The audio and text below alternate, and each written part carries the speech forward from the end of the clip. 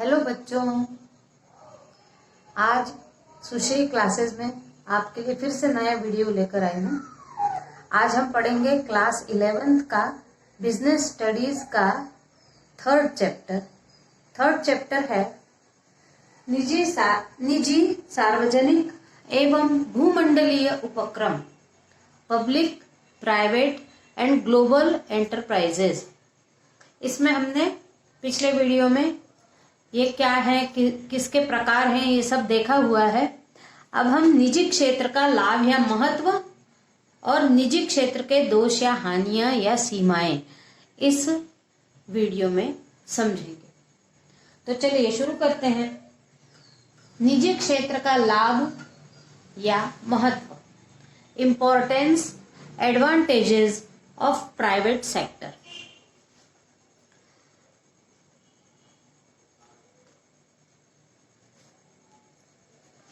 सार्वजनिक क्षेत्र की कमियों के कारण निजी क्षेत्र की उपयोगिता सिद्ध की जा सकती है। निजी क्षेत्र को क्यों महत्व दिया गया है या उससे क्या क्या लाभ हैं, ये हम पढ़ेंगे। इसका पहला पॉइंट है राष्ट्रीय उत्पाद में वृद्धि। तो निजी क्षेत्र अपनी पूर्ण कुशलता के साथ उत्पादन करते हैं और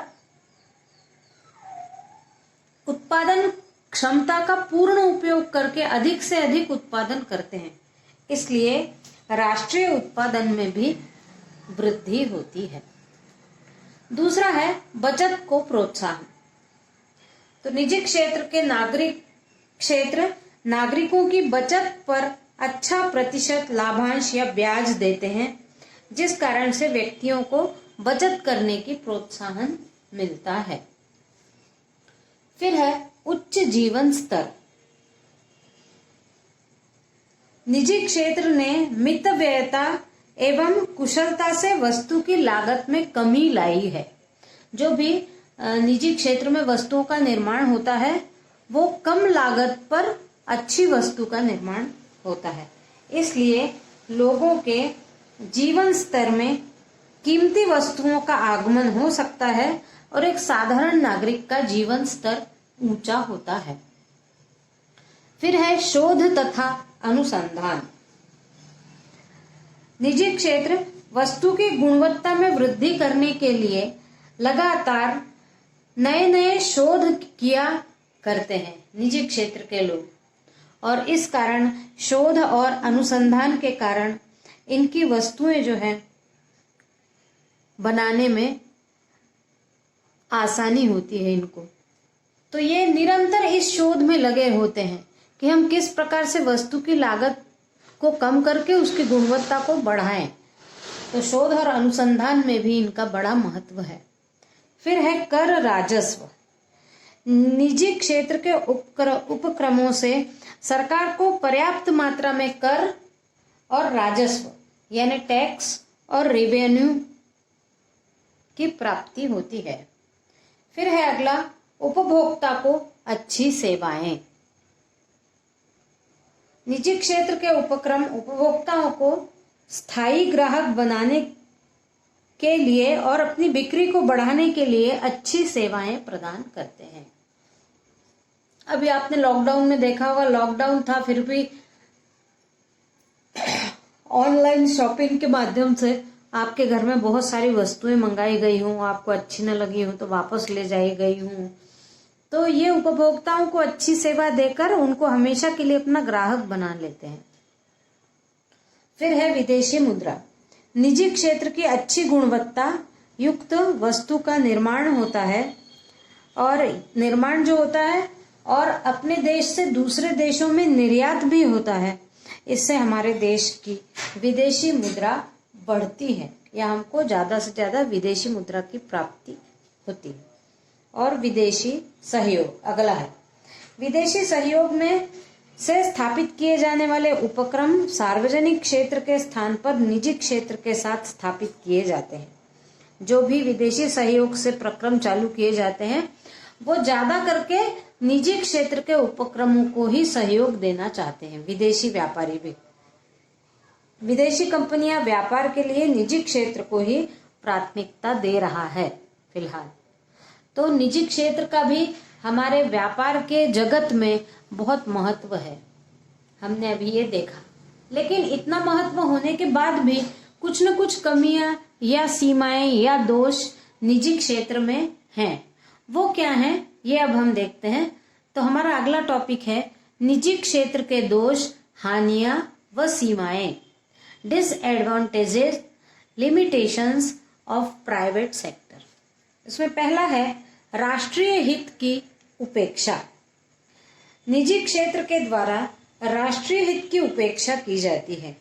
ये निजी हित को प्राथमिकता देते हैं। हमने इससे पहले पढ़ा था इसके विशेषताओं में कि निजी क्षेत्र अपने खुद के लाभ के लिए कार्य करता है, इसलिए वो राष्ट्रीय हित का ध्यान नहीं रखता, राष्ट्रीय हित की तरफ की उपेक्षा करता है और स्वयं का हित वो पहले देखता है। ये इसका दोष है। फिर अगला है पूंजीवाद को प्रोत्साहन। निजी क्षेत्र समाजवाद के स्थान पर पूंजीवाद को प्रोत्साहन देता है। इसके कारण समाज में आर्थिक विषमता बढ़ती है। पूंजीवाद यानी कुछ पूंजीपति आपस में मिलकर यदि कोई उद्योग करे या एक पूंजीपति अपना कोई उद्योग करे जो सरकार से अलग है, मदद नहीं लेता सरकार की, इसलिए सरकार के नियमों का भी उनको कम पालन करना पड़ता है। तो जब पूंजीवाद को प्रोत्साहन मिलता है तो जहां पूंजीवाद होता है वहां आय की विषमता होती है। एक वर्ग बहुत अमीर हो जाता है और एक वर्ग बहुत गरीब हो जाता है। तो ये पूंजीवाद को प्रोत्साहन देता है निजी क्षेत्र। फिर है उपभोक्ताओं का शोषण। निजी क्षेत्र लाभ के लिए लाभ सर्वोपरि के सिद्धांत पर काम करता है। इसके कारण उपभोक्ताओं का शोषण होता है। इनके लिए खुद का लाभ सर्वोपरि होता है। फिर है एकाधिकार में वृद्धि। निजी क्षेत्र छोटे छोटे आकार के जो बाजार में उद्योग हैं उनको टिकने नहीं देता है और किसी भी एक वस्तु के उत्पादन में एकाधिकार कर लेता है। फिर है श्रमिकों का शोषण। हमेशा निजी क्षेत्र जो वस्तु बनाते हैं उस वस्तु पर उनको कम से कम लागत लगे, ये सोचकर वस्तु का निर्माण करते हैं। तो उनको ऐसा लगता है कि श्रमिकों को भी यदि हम कम पारिश्रमिक देंगे तो हमारे लागत में भी थोड़ा कम हो जाएगा, इसलिए श्रमिकों को कम रुपए देकर अधिक काम करवाते हैं निजी क्षेत्र के लोग। फिर है समाज कल्याण की अवहेलना। निजी क्षेत्र के द्वारा समाज कल्याण के कार्यों की अवहेलना की जाती है क्योंकि ये स्वयं के कल्याण की तरफ ज्यादा ध्यान देते हैं। फिर है विज्ञापन। निजी क्षेत्र विज्ञापन के द्वारा विशेषकर महिलाओं को, युवाओं को और बच्चों को मानसिक रूप से उस वस्तु को खरीदने के लिए विज्ञापन के माध्यम से तैयार कर लेते हैं और इस कारण कभी कभी अनावश्यक वस्तुएं भी लोग खरीद लेते हैं विज्ञापनों को देख देख कर। तो विज्ञापन एक भुलावा है जो विज्ञापनों को देखकर महिलाएं और युवा वर्ग और बच्चे ये जल्दी विज्ञापनों के से लुभाकर वस्तुएं खरीद लेते हैं। बाद में पता चलता है कि वो हमारे लिए ज्यादा आवश्यक वस्तु नहीं थी। फिर अगला है नीतियों में परिवर्तन। निजी क्षेत्र अपने प्रभाव का उपयोग करके शासन की नीतियां और व्यापार के अनुरूप करवा लेते हैं। यदि पूंजीपति ज्यादा सशक्त है तो कभी कभी ये सरकार की नीतियों में भी परिवर्तन करवाने की ताकत रखते हैं और अपने अनुसार परिवर्तन करवा लेते हैं। आज के वीडियो में बस इतना ही। इसी प्रकार मेरे सुश्री चैनल्स के सारे वीडियो देखते रहिए और पढ़ाई करते रहिए। Thank you.